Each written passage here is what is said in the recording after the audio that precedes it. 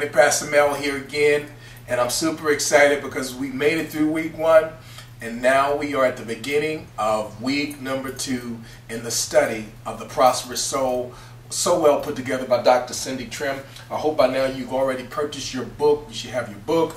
You should also have your study guide. Great resource tools to really help you to dig in deeper as we take part in this 40-day journey. In week number 1, we made it very plain and as clear as we possibly could.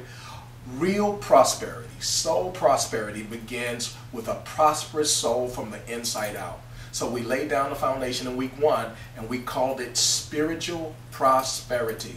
And that's based upon at least 5 principles that really need to become an everyday part of our lives. We're talking about reading the Word of God. We're talking about praying. We're talking about meditation. We're talking about fasting. And we're talking about fellowship. That was in week 1. But I am so excited about week 2.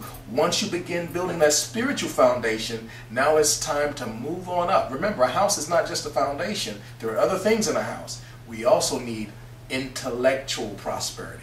And what we mean by intellectual prosperity, consider this.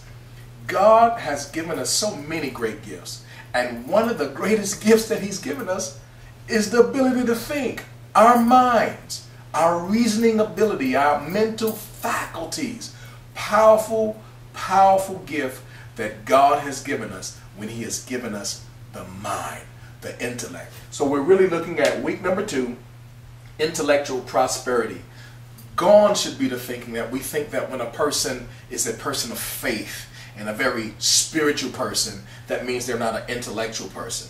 Could I tell you that the most intellectual persons on the planet are persons who have based their whole lives on a spiritual foundation?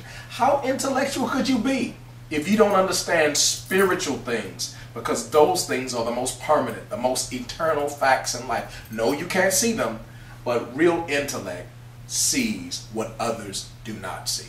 So we're going to talk about this intellectual prosperity. And on day number 1, which will be day 6 for us, to really have a prosperous soul, to really have a soul that is filled with intellectual prosperity, we must read. I think it was Trimm, he said, not all readers are leaders, but all leaders are readers. Reading is fundamental. Remember what we used to say, the United Negro College Fund, a mind is a terrible thing to waste. Well, one of the ways we waste our minds is when we don't read. I have a little acronym I put together for you, and it has to do with reading. It is rewarding,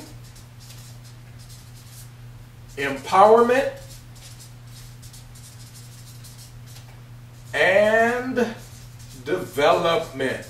If you really want to have some rewarding empowerment and development going on in your life, you must become a healthy, wholesome, consistent, lifetime reader. There's no way about it. When we expose our minds to the teaching of those who have come before us and those who are even present now, I mean, it expands our mind. It develops us in ways that we could not possibly do on our own. And listen, let me just tell you this. The Bible is the key, but I'm talking about reading outside of the Bible. Our minds need to really be expanded. It needs to be cultivated. It needs to be developed in so many areas. The Bible is the foundation. We never move away from that. But let me ask you, what books are you now reading?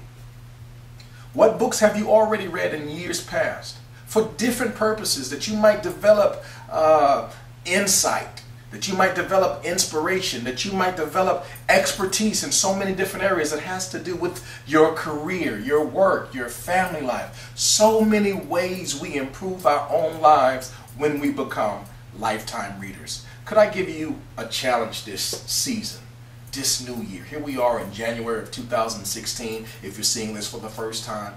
Could I challenge you that each month you will make it your priority to complete at least the reading of 1 book? That's 1 book per month. Average book might have 10, 12, or a few more chapters. You can do that every single month.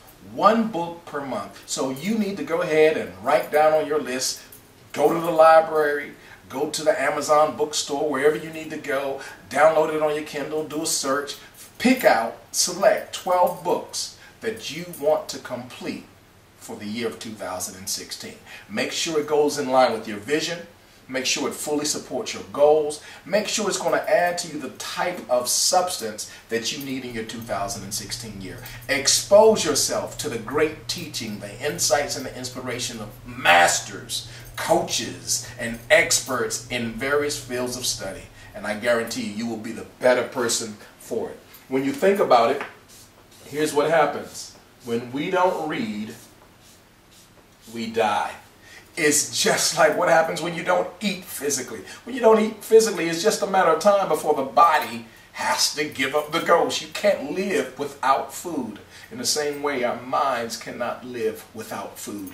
We need to read to get that food. If we don't develop, if we don't get the inspiration, if we don't get the exposure of other great minds, we are literally dying. Don't let your mind die. You need your mind, and you need to read to have a prosperous soul.